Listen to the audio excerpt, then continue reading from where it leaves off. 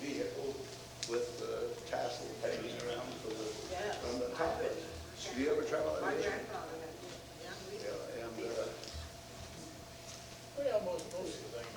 so you'd have to take a look at how we traveled in those days. Now, on this, I never drove a horse and buggy. That was before my time.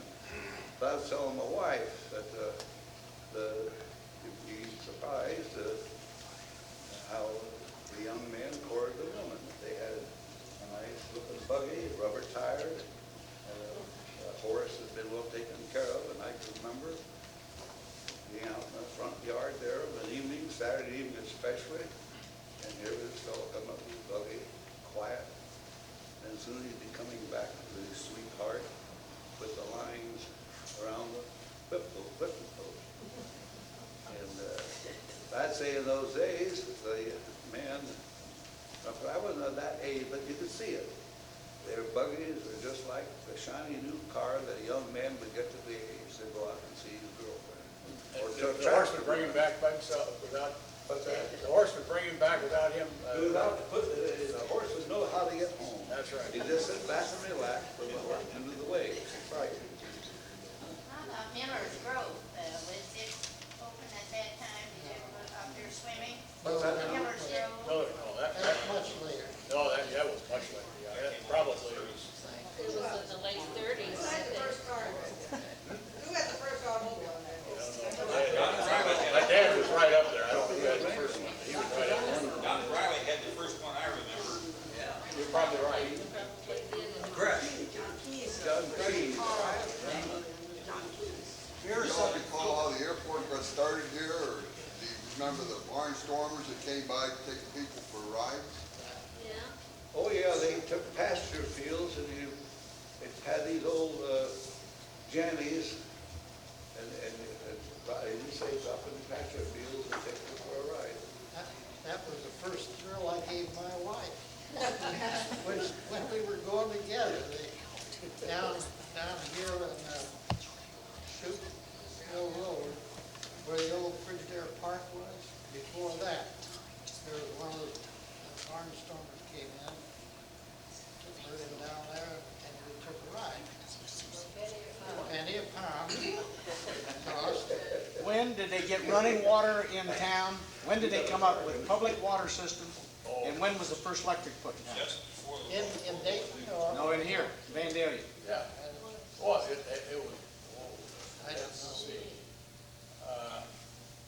Gosh, I was living down here then. It was in the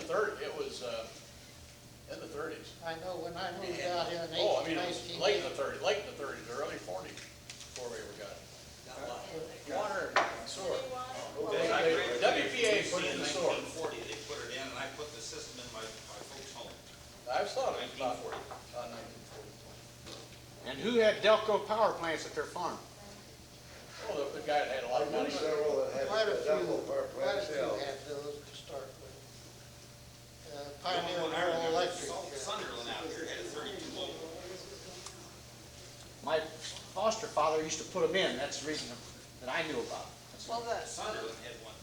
the house, the little bazaar, wasn't that one of the first houses that had running water? Because they had 2 horse tanks up in the attic when the church bought the property.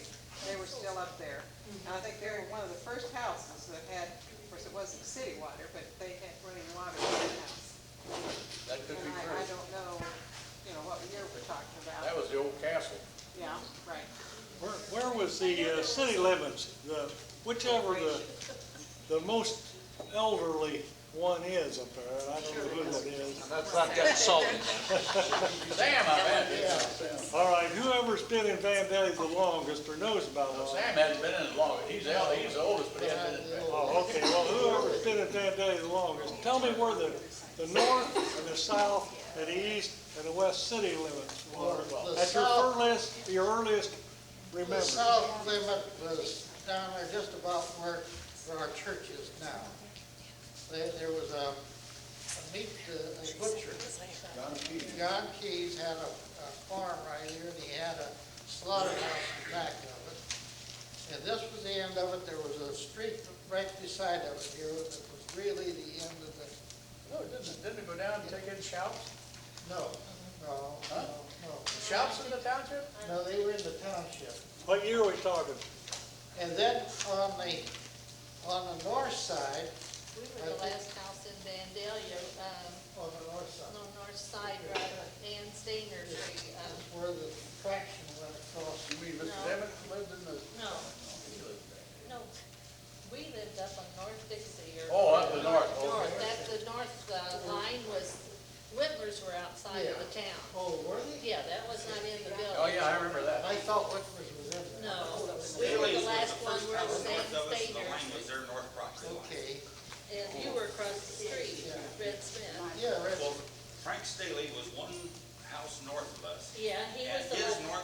his north property line, it was a ditch there. That was the That was the town limit. property line on that side of the street, and our house was the property line, the village or corporation limit on the west side of the street, across from you. And going out west, I think it was a school.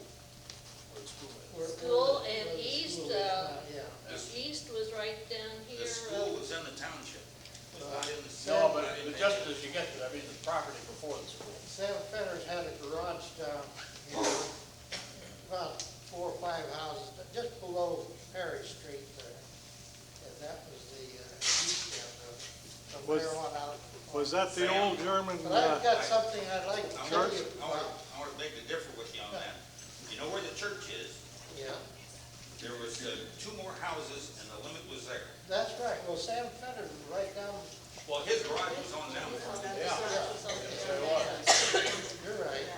Okay. was that garage an old German Reformed church? No, Well, on this side of the street. yeah, they had a garage on the, this side too. On the south side of the Yeah. street at one time it had been. Not where And Arby's, then it was a garage, and then it was a steakhouse. where Arby's parking lot is now? Is that about where it was? No, it was on farther than that. The alley that goes down to past the hardware store comes from the bank Okay, down through there. The southeast part of that is where that church stood. okay. And it was I forget the name of the guy that ran a garage there for years. I've got something I'd like to elaborate on. I went to school at Brown School, 1919, 8th grade. And Miss Wade was a teacher, and I graduated from there. I almost failed because I couldn't spell. But anyway, she had an exercise, a graduating exercise. And I have the program from that that's available to me now. She made out a program and listed the names of all the people that went there that was in that school in every grade. And my name and two of my brothers were on there. And graduated from there. Then I went out to the high school, Buckley High School. And we moved, that is, we walked out there a lot of times, and a lot of times I would drive the horse and buggy. In the wintertime, we had a storm front on that. And in the wintertime, there would be maybe 3 or 4 girls piled in there with me. And you never did get to school. Because they were out. See that? See what he was doing? She wasn't, You know, Hey, did you have snow days back then? You didn't go to No. school when it snowed? there Like wasn't they do anything now? on snow days. They didn't have snow days off.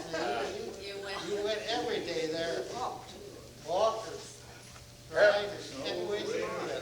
Could you describe the inside of Brown School the way you remember it?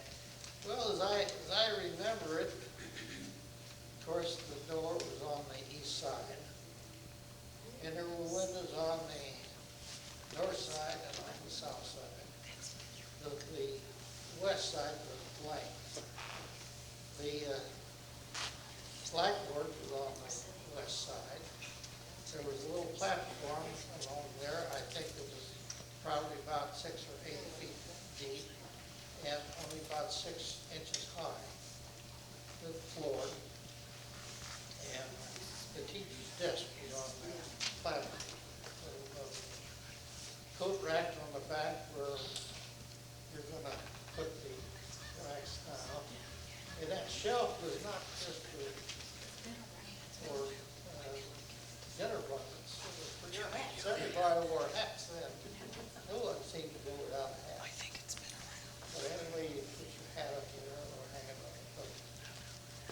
there was a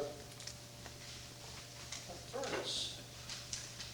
It, I think that earlier than we was, they probably had one of those Base burner? base burners, but when I was there was a furnace, they put a furnace in there. And it Modern, was- huh? Real modern. Oh, yeah. But there was no fan or anything on it, it would just circulate. Oh, yeah. Circulate Do inside. that.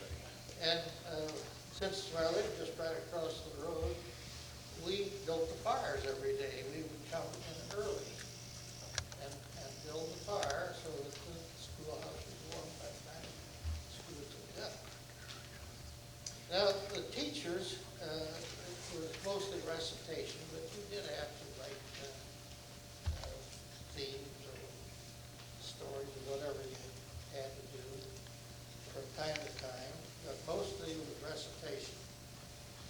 And I can hardly recommend one school system for good learning. It seems as though every grade does a recitation, so that the first grade kids were listening to the second, third, fourth, fifth, sixth, seventh recite, and they were learning all the time that they were hearing these recitations.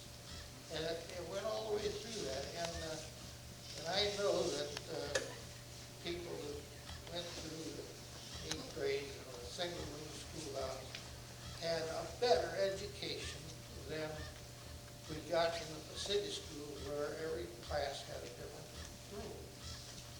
And it stands to reason that if you repeatedly hear these lessons going on, you absorb some of it all the time.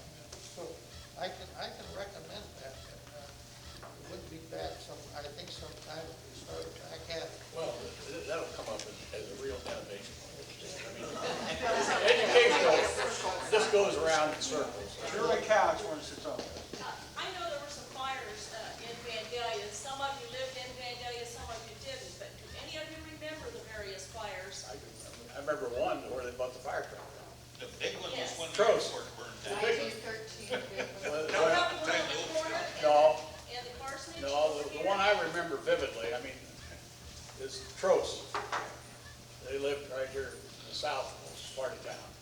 And I remember going down there with everybody else, and all we had was a water brigade, you know, you had to handle that. And I remember how we ever got that fire out, I'll never know. Orville, can you tell the process of, in the early days, how the fire department functioned? Well, they just had a chemical thing that was on 2 wheels. And when you turned the thing upside down, well, the chemical mixed up with the water, and that's the only thing you had. And so when that was empty, you were down to nothing but buckets of people that had to carry. But when they had a fire, how did they let the people know there was a fire? You were involved in that, weren't you? Oh, well, that was years later, but I mean, but this other thing that went on there, yeah, I lived right across from the fire department. My wife, we had that for about 15 years. And we had the fire phone in there. And so every time the fire phone would ring, why, of course, we'd answer. And the fire chief, he didn't live there, he lived up north of town. So then my wife or myself would run over there, we'd have to get up and pull on some pants or something in the middle of the night, go over there, open the doors, and put the siren on, and then wait till the first fireman came to tell them where the fire was. And we did that for about 15 years, until one day, now the town had gotten bigger, and they had their own police, where you could call in, somebody was on full-time police, and the fire chief was leaving, going to Florida for 2 weeks, and he said to me, he says, you got this whole thing yourself. That meant I couldn't go out of the house. I had to, either somebody, or I had to hire somebody to be there for that fire for all the time. So I said, it's about time the city takes this thing over, and I convinced them that the police department should handle that. I mean, it was dispatcher, the police dispatcher should do it. But we did that for years. Would you remember how they got the first fire truck? Yeah, well, now that's when I started to tell about the first fire truck after Trost Fire. My dad was mayor of Vandalia at that time, and There's a group of citizens that's right, and and he, businessmen that he contributed money. and your dad and all of them got together, and we didn't have enough money in Vandalia to buy a fire truck, so they went out into the township and sold farmers for $100, they could get into this fire thing. Fire organization. Fire If they had a organization, fire, so then they would call. They would call and they would take care of it. And so, that's the way they got enough money And to Ed buy a fire Powers truck. that lived over here where the old school was, he was the fire chief. Yeah, he was, And then Ed would follow. and that was another chemical truck. I mean, it was, yeah, but it had 4 tanks on it. And so that when you use up, 2 at a time, you'd be filling the other 2. And so, that's the way my dad got into selling fire trucks. Here he was mayor, and he was organizing this thing, and that looked kind of lucrative in his business. He was in it pretty poor, selling fire machinery and stuff, and so he got a job then selling fire trucks for this. Ralph, were you around when the bank was robbed? No. Oh. Yes, he was. He was in.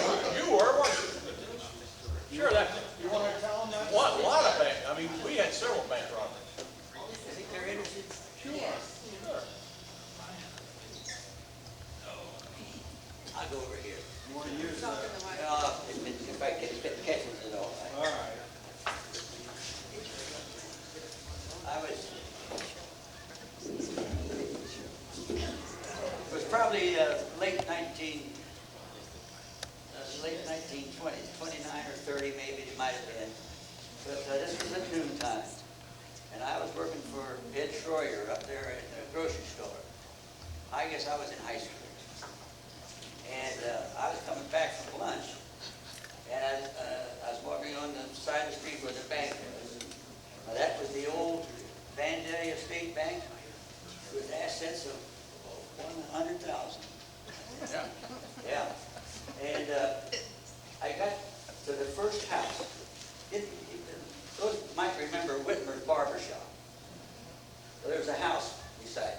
That's where Bobby Boughton lived, where Franklin Boughton lived, where his wife was, what was her first name now? Lois. Lois, she was lodged, and she, well, one of the ladies that got the country. But anyhow, I was running right along in there, and I looked down at the bank, and I saw these 2 men. They had masks over their face, guns drawn, and got out of this car and ran into the bank. Well, standing right in front of the bank, Bobby Boughton was about 5, 6 years old or something like that, was on his tricycle, and I mean right in front of the bank.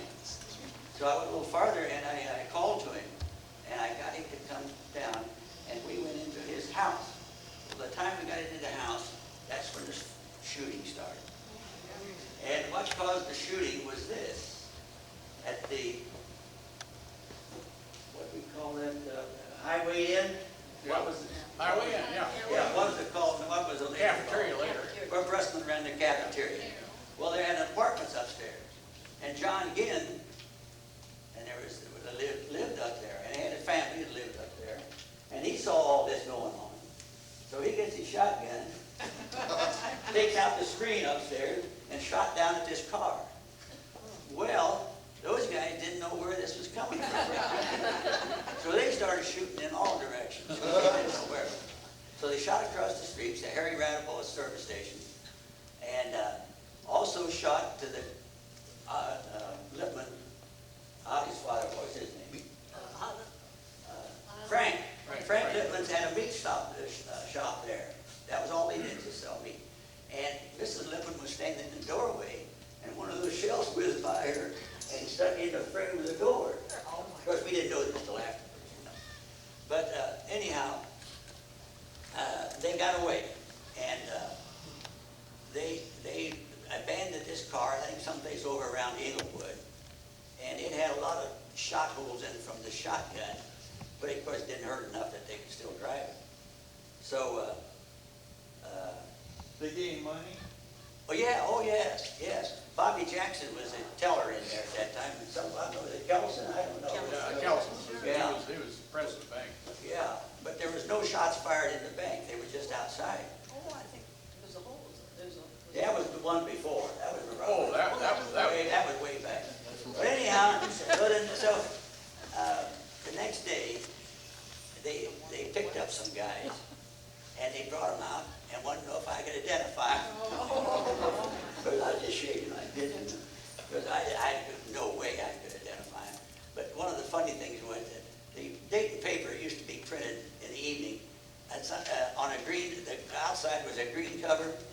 and they had my picture and the two of the Ginn boys' pictures on there. And my silly sister Isabel said the reason they had it on because we were scared green. and we were. I went to bed that night. I wondered about maybe they thought I saw them and they'd come back and get me. Weren't you up there working in the store when those guys came in at night and got in the back No, of the store? I can tell about that, but I wasn't there. Well, we had more robberies. I mean, this was an excitement that happened. Well, these fellows were, well, it happened, Mrs. Keys lived upstairs in this Schroyer and Keys grocery store. And there was a woman, I can't think of her name, that ran well, anyway, and they were talking over the fence, you know, from where the grocery store and where the cafeteria is, and the bank's in between. Now, these guys got in during the night, and they were all set, and they were waiting for the banker to come in so he could open up the thing. Well, they got talking about this. Now, my dad, at that time, was mayor, and he had a business up just a little north of there, and he, of course, like everybody, he always stopped in Schroyer's grocery store, you know, bantered around with all his buddies, and he went in there, and Ed Schroyer said, there's a car that's been sitting out here and sat out here all night. He said, I just wonder about it. So Dad goes out, and here these two guys heard these women talking, and they got scared and decided they better move their car because they didn't know about it. And my dad went in and tried to grab the keys, and the guy put a gun in him. You can see him throw those keys back. And the worst part of it is that they had a big thing in the paper, and they called him Sam Cotter instead of Ralph Cotter. He really never got credit for it. They told him about it.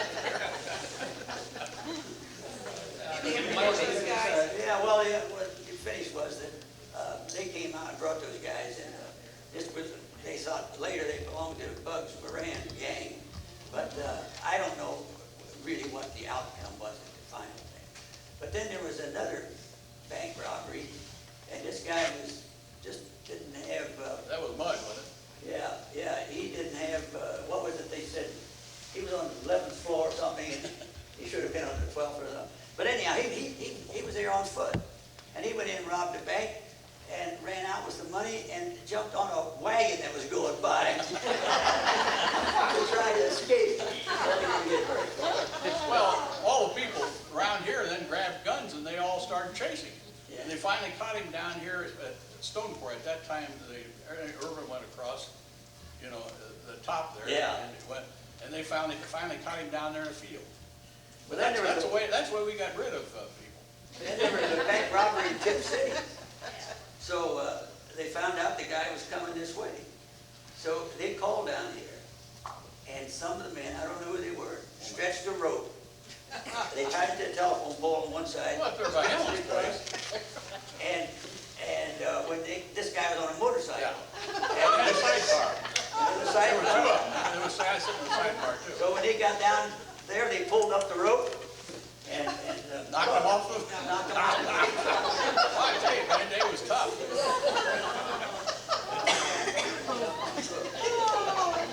I'd like to talk just a minute about the airport and maybe the traction line. The airport, of course, was a big thing, and one of the things that entertained us when the mail plane would come in at night, and all they had were just great big lights that they shone out on the field. And we'd go up there just to see him land, take off the mail that they had, take in the mail that was going through here, and take off. So one night, they found out his landing gear. They didn't think his landing gear had come down. So he made a couple of passes, and they finally, I guess, decided that of course, we didn't know this, but we were just standing there watching. So when he did land, we all came out with a big cheer and clapped our hands, and the guy gets out of there, and he was embarrassed. But that was part of our entertainment. Part of our entertainment, too, was to go down to the Union Station and watch the trains come in and go out. Yeah, that was right. I'd like to tell you about Charlie Heatwell. Oh, yeah, good old Charlie. Charlie Heatwell. Who knows Charlie Heatwell? How many of you ever? He was. Charlie Heatwell was just as round as he was tall. Yeah. And he was the handyman around Vandalia. He was a blacksmith. Well, I guess he was at first. Huh? He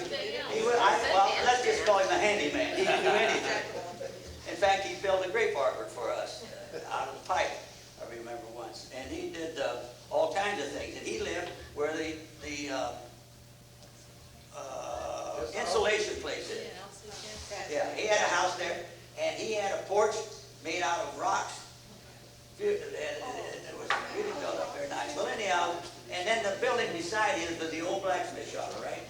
Well, Charlie would go to sales and he'd buy anything that anybody else did, nobody else wanted it for a quarter and this and that. And that blacksmith shop finally filled up to the point that you just couldn't get any more in it. But anyhow, one time he was doing something, he had to get down in a hole in the ground. And there's no way he's going to get down that hole. So he came and asked me if I'd go down there. Because I didn't have a bit of trouble.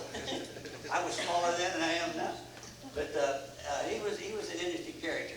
And also, Sunday morning, when he went to church, Charlie was always at least a half a block ahead of his wife, because he couldn't wait till she got ready to go.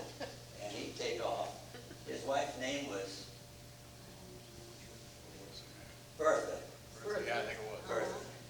And we used to watch him, but we always knew it wouldn't be long after we see if Charlie started out in about a half a block, and then she the inner urban collapsed in 1933, and when that bridge collapsed, they had cars on the other side of the bridge, they had cars on this side of the bridge. There was no way. And if that hadn't happened, they think the inner urban would probably, this inner urban, because it was very financially, they never went into bankruptcy or anything. They always were able to keep going, but they couldn't handle this bridge thing. So they always thought that if it hadn't been for the bridge collapsing, they would probably gone up into the war period, and that would have been a big help for transportation during the war. But anyhow, the people that came from Dayton and wanted to take the inner urban would take it up to the river. That's the Great Miami River there, the bridge. Walk across and catch a car on the other side. And they operated like that for a short time. So finally, they had to quit completely. And we were pretty close to the inner urban because we had an uncle that was a conductor and a gang foreman and so forth. Practically went through your yard. Yeah, and right by our house. Yeah, right by our house. Oh, also, the school at Merle Heights, the inner urban, went right in front of the school. My mother warned me every day, don't go out and get caught with that inner urban. But anyhow, forgot what I was going to say. Came out on the last call. Oh, yeah, that was it. We drove down to the river and got on the last car that came out from Dayton, and then on it was no more. Do you have that car in your barn? No, I wish I did. Yes. Somebody told me that there used to be a cemetery, like over where Where the school school office Yeah, is. yeah, that was very, Yeah, that was the old cemetery, and I remember when they moved it, I was over there, and Windsor Brusman had it, and they would dig down in the ground until they found they had little boxes made, wooden boxes, until they found some dirt that was discolored from what was above. That's all I could ever see, and they put in a couple shovels full, and they buried them all down at Popper Hill then. And Edgar, I remember your aunt was over there because you had relatives buried in that cemetery. Yeah, they're down there now. Their headstones are there in the, it's in the northwest corner. Yeah. As you go in that drive and make the turn, there's some buried in there. Yeah, they're all on a slate. Then Windsor Brusman built a building there and ran a garage and his car sales and Windsor Motor Sales, and he had ran that for several years. And then